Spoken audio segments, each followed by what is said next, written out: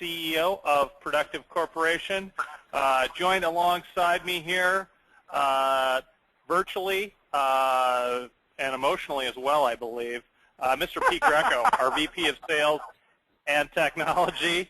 He is going to be demonstrating the technology for you today and talking all about it. He runs technology here as well as running our sales team, and so he knows what it's like to win and lose with technology. I have seen his medicine cabinet, and it is full of various aspirins and elixirs to, stem the pain that comes from managing an environment. With that, we will get into our presentation for today. We only have 30 short minutes. We will meet Productive in one of those minutes. Then we will go on to have Pete tell you about MDM, patch management, full disk encryption, Kaspersky Endpoint overview, and then end up with software we love. We got a lot to cover, and that's intentional. We want to give you a taste of all this, but as always, if you need to get more in-depth, we will offer up a custom demo anytime, anywhere, anyhow. And that is really when you start talking about the particulars of your environment.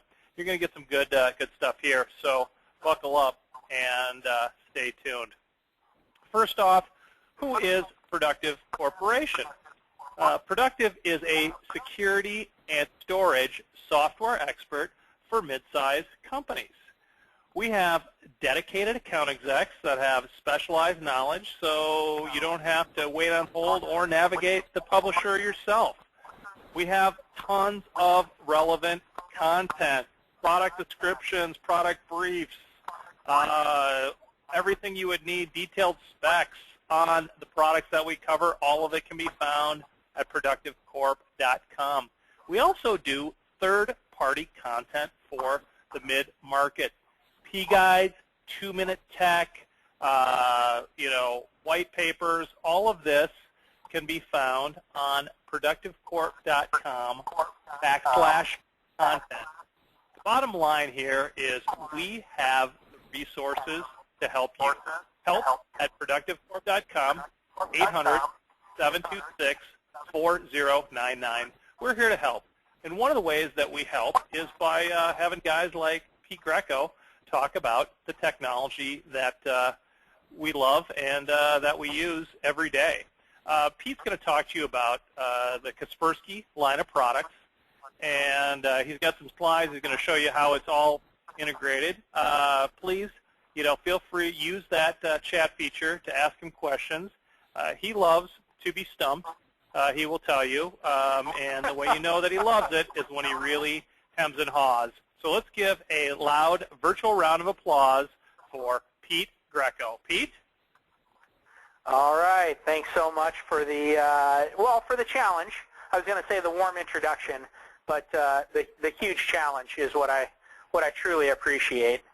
So we'll get this party started. I'm just got a little bit of a screen updating going on here. Bear with me, everybody, and we should be good to go.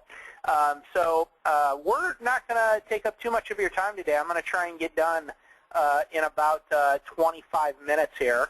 Definitely, I think Todd already said chat those questions to us if they're, if they're coming up, and we'll address them on the fly. So Todd obviously did Meet Productive in 1 minute. Let's get this party started talking about a little mobile device management. Why do you care?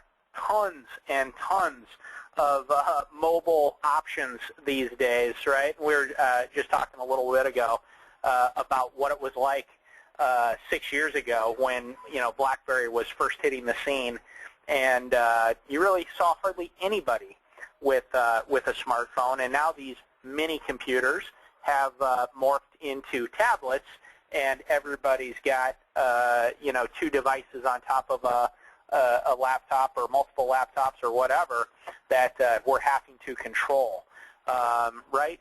A lot of opportunity to bring threats in, a lot of opportunity to leave wide openings into the network. What are we going to do about it?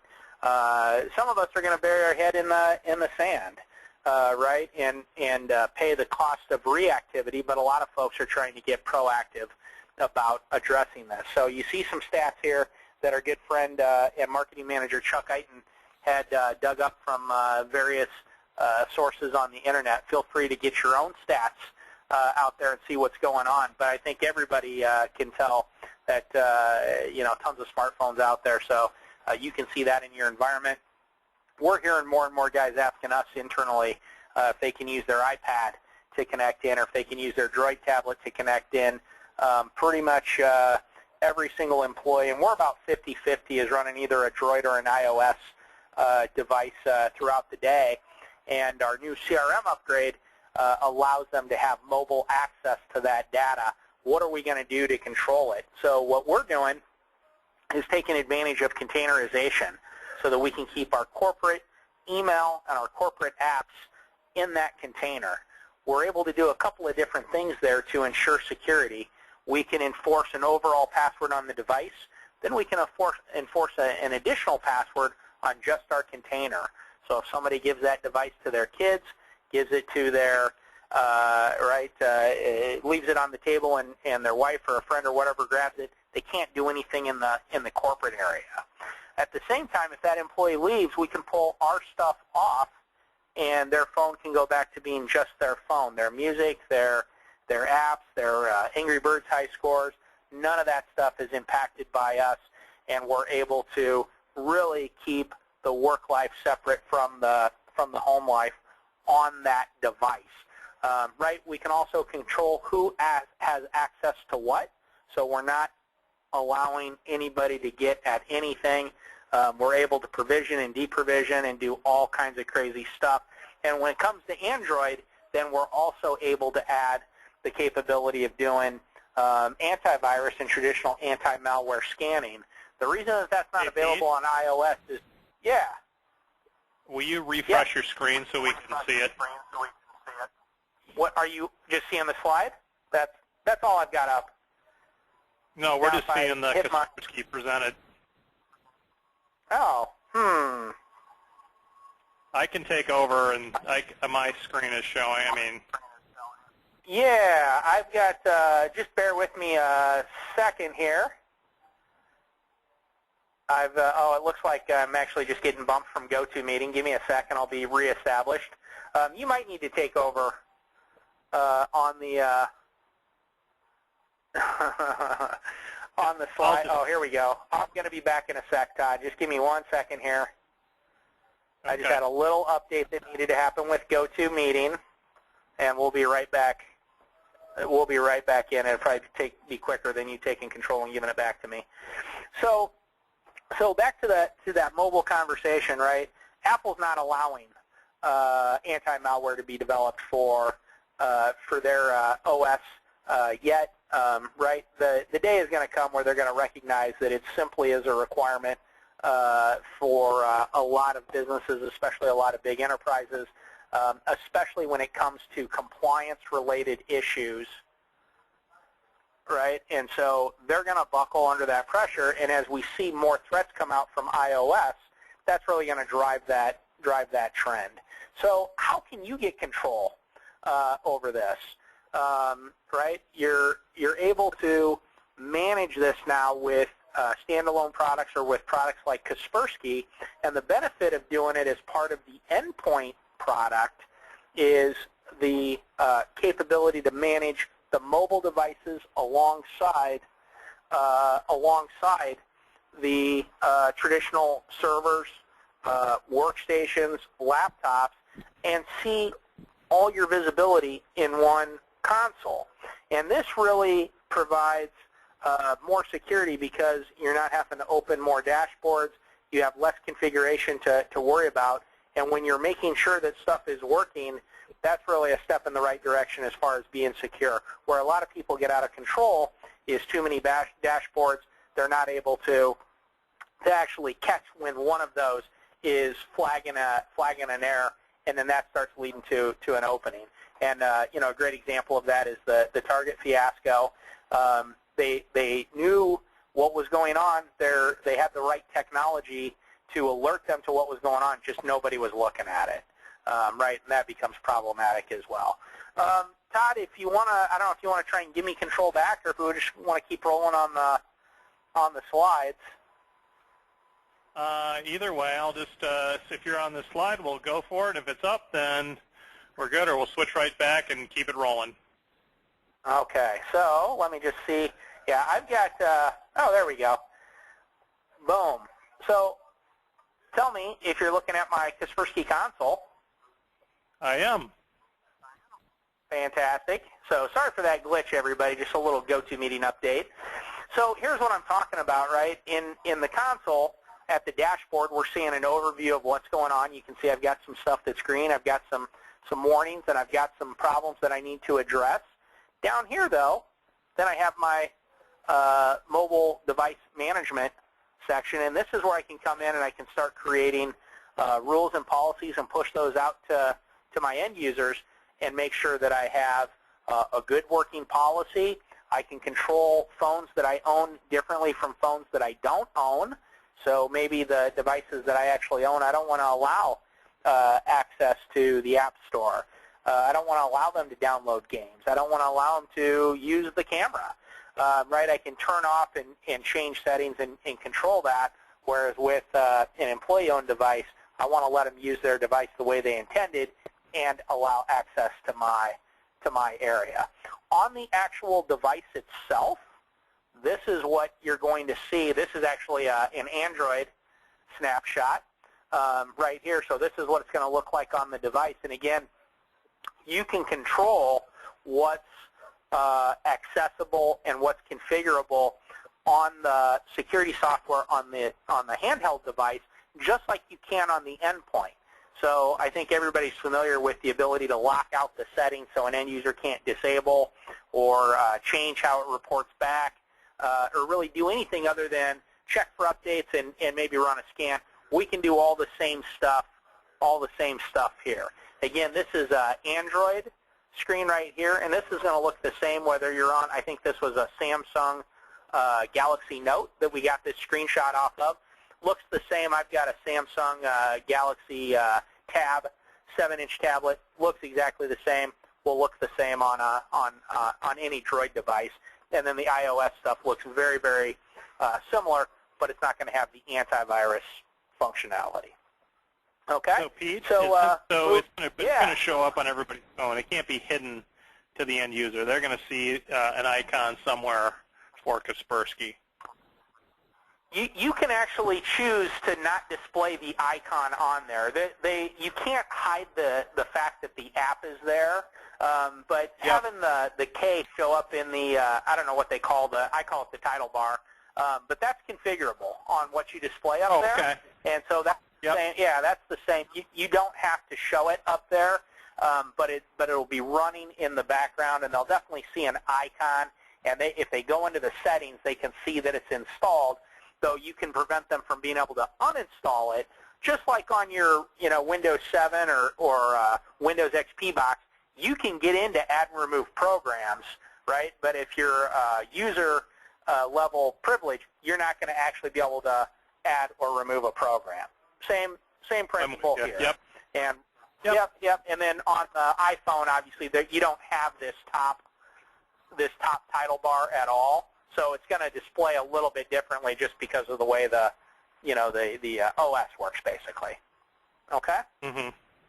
So let's keep this train moving along and talk a little bit about patch management. So another thing, right, that is integrated and easy to manage from the Kaspersky console. Why do you care? That's the bigger issue that we're talking to folks about.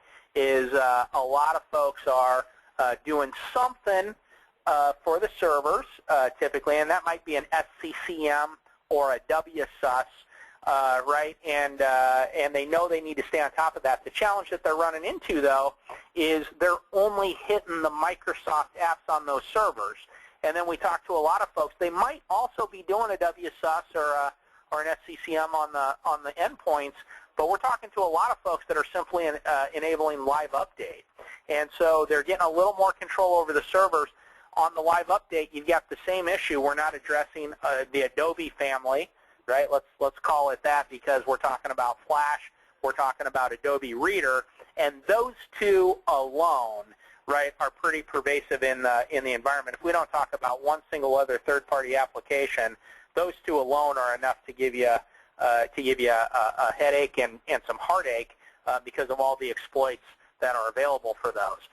Right? And so if we're talking about live update, we have no idea when it's even working. When are we even patching the Microsoft applications, right? Let alone getting these other other products under control.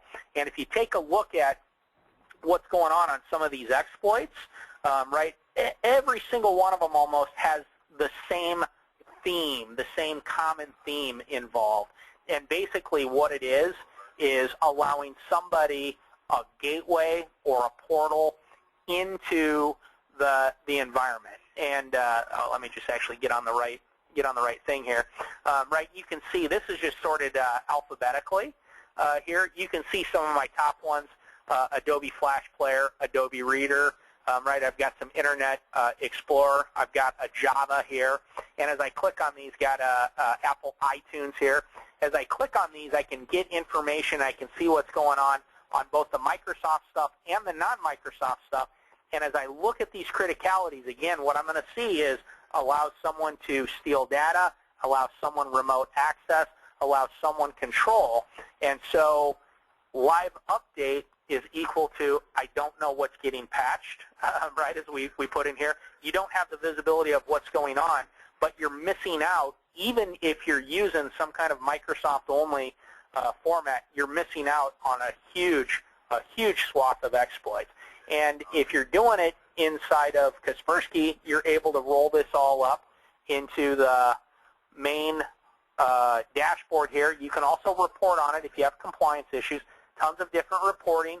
We can also report on our mobile environment, what's going on there, as well as our traditional endpoint and server environment as well. But I can see where I have things that I need to pay attention to. So you can see the search for Windows updates has not been carried out for a long time. I can get all kinds of information here on where I'm patched and where I'm not patched. And then I can also push out and deploy the patches as well as other software not necessarily related to patches, maybe related to updates or new software deployments. Makes it a pretty handy spot to get a lot of your job done in one easy-to-use place. Okay? All right. We'll keep this moving forward. Here you can see basically just a big screenshot of being able to push out those patches. One of the things that I really like about Kaspersky is when they have a patch that requires a license acceptance, you can actually accept all the licenses. You'll have a little blurb that pops up right here that says licenses need to be accepted. You'll click on a button and you can read them, obviously, and I'm sure all you folks do. I don't always, I'll be honest with you. But I can accept 5 or 6 or 8 license agreements all at once for the patches. A lot of times there isn't even one to be done, but if there are one or more than one, you can get them all knocked out right up front. So it is a true silent install. Right? Let's talk about encryption. And as part of the MDM, I don't remember if I said, you can encrypt that device or that container so that if somebody does swipe that phone, they can't get the data off of it. But what about the laptop, right? The mobile devices are pervasive. I still need a keyboard to do a lot of my job, and my tablet is quite handy, but I'm still going to take a laptop with me when I go on a road trip or when I go into the field, simply for quick data entry and being able to do a lot of the stuff that I need to do. And so what are we going to do to protect these things? Obviously, we want to protect the endpoint from malicious software and malware. But what happens if somebody grabs that device? I leave it in a taxi. It gets grabbed at the airport. All of these things that really happen. Heard of a lot of smash and grabs where you leave it, leave your bag on the front seat. Someone breaks out the window while you're in the gas station or wherever you might be and running off with that bag. And now we've got, potential loss of data. And if you've got HIPAA or you've got SOX or you've got whatever, we're talking about pretty serious fines in addition to a hit to your business for losing that data. And so full disk encryption gives us the capability to do pre-boot full disk encryption. You can enable single sign-on, which a lot of folks like, so that once they log in to the encryption module, it automatically logs them into Windows, saving them a step. You can keep it as two-factor if you want to go that route. But we're really locking down that disk so that the data is completely useless. And the real cost of losing a laptop is the data. Yeah. I just found that laptop.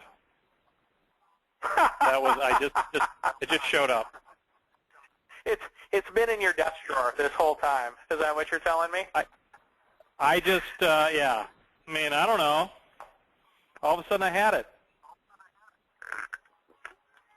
I feel that. Well, in the case of Todd, that's where we got to keep it locked down because you never know what's going on, right? So we've got a lot of choices with encryption. You know, full disk for endpoints that are leaving the environment, absolutely a must. I've started encrypting my personal machine now because I've got my taxes on there. I've got bank account info. I've got stuff in the cache. This is the next thing where folks are getting cooled. We're doing it all in the cloud. So nothing in your cache on your browser then. That's what you're saying. You know for sure that the browser cache is cleaned. A lot of data that can be grabbed there. And the criminal enterprise is robust enough that doing undeletes of information, doing disk forensics to recover data that you thought was deleted is not at all beyond their capability. So we basically want to completely lock them out of the system. Now, you can do some additional stuff as well that's also important. You can go file and folder for inside the office, right? You can do removable media encryption, so we can encrypt those thumb drives and make sure that if one of those gets lost, which is not hard to do. I've got one that's about the size of my pinky nail, and keeping track of that thing is it's actually too small that it's not usable because it's hard to keep track of, right? So we can start encrypting those, and we can encrypt data in transit. So you got a lot of folks out there using Dropbox, and the first thing that we hear from a lot of folks, we really hear two things. We hear the honest answer. I got a lot of guys taking advantage of this thing, and then we hear the other answer of nobody's using it, and then we almost inevitably find out that multiple folks are using, not necessarily Dropbox, but some kind of cloud sharing thing that the admins cannot see. Well, we can encrypt data up to there as well so that you can make it accessible for them, get them using the tool that you want to use, and then we can encrypt that data in the cloud so that, right, the folks at whatever cloud service can't access it, or if they get hacked, your data is still safe. So really a huge area that you want to take advantage of. And again, we can manage it all from the management console here, and you can do roll out that encryption right from here. You can do reporting on it. You can see everything that's going on. And in an upcoming release where this is really going to be slick is right now when you have encrypted boxes, and I'm sure some of you have run into this just like I have, I'm having a hard time patching a box that's locked, that's encrypted, because I can't decrypt it. So moving forward, there's going to be some technology inside of Kaspersky where if you're doing the patch management from here, it'll actually be able to create a tunnel so that it can apply patches to an encrypted machine. That way you can make sure that you are plugging all of those security holes while keeping your encryption intact. Right? So a huge feature that we think is going to be a pretty big plus. And when's that going to be out? All right. You know, I didn't get an exact date, but we're looking for it later this year, sometime in Q4. I think is what we're talking about, and I'm talking about calendar Q4, so September, November, December. We'll probably be hearing a little bit more as we get into the summertime, and obviously we'll be sharing that with all of you folks. Okay, so how about talking about a product that we love, right? So you're doing patch management now. You're doing mobile device management. You're securing those endpoints. You're throwing off a lot of scans. Part of the challenge that folks are running into is machines getting dirty, and not just with malware, right? That's what we're using Kaspersky to try and clean off. But you're doing a lot of web browsing. That's creating a lot of cookies, creating a lot of cache stealing activity. as we're doing patch, some of those patches leave behind temp files. You're creating a lot of temporary internet files. We can get our machines a little closer to factory condition or factory restored condition with a great tool like CCleaner. A lot of folks on this call, I'm sure, have run the free version, but did you know there's essentially managed version? We take advantage of it here, and part of what it helps us do is keep our boxes running fast. Also helps our Kaspersky scans get done lickety-split because we're frequently deleting 500 to a gigs of data that Kaspersky now doesn't have to scan. It's a great tool. We frequently have webinars, but if you'd like to take a custom look at a demo, let your productive rep know, and I'd be happy to get on with you and talk to you a little bit more about it. Would also be happy to do much more of a deep dive into the Kaspersky software with anybody who might be interested. Yeah, fantastic. I mean, that is great stuff. Even with some technical hiccups from GoToMeeting, we're done in less than 30 minutes. Thanks so much for coming. We know you guys have a lot of other stuff you could be doing in your day. You spent 30 minutes with us. Really appreciate that. Your account exec will follow up, make sure they have all your proper details. Coffee cards will be coming, I think next week sometime, because our marketing guy decided to take the first 2 weeks of April to go to Hawaii. So good for him, and well, I guess spring is happening here at least. But so anyway, with that, I'm Todd Obert along with Pete Greco from Productive. Thank you again, and we'll talk soon. Thanks. All right, take care, everybody.